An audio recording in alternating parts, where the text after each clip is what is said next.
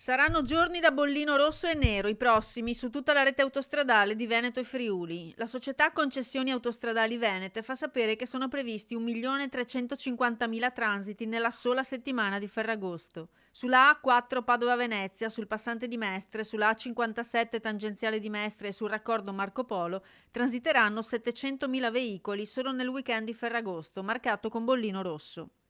Il dato considera sia il traffico registrato lo scorso weekend che quello osservato in quello omologo del 2023. La giornata di maggior traffico sarà quella di venerdì, quando si attendono oltre 230.000 veicoli. Il maggior afflusso è previsto in direzione Trieste e litorale nelle giornate di venerdì e sabato, che per questo motivo saranno caratterizzate ancora da bollino rosso. In direzione Trieste il traffico risulta sostenuto già nella giornata odierna a causa delle partenze anticipate e degli ultimi transiti di mezzi pesanti prima dello stop del weekend.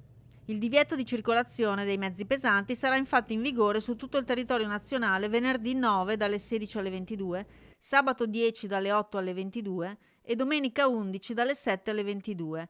Poi giovedì di Ferragosto dalle 7 alle 2 di notte, sabato 17 dalle 8 alle 16 e domenica 18 dalle 7 alle 22. Infine, verso i caselli del mare, San Donà, Tisana, Villesse e Trieste Lisert sono attesi complessivamente solo in questo weekend 360.000 mezzi di passaggio in direzione Slovenia e Croazia.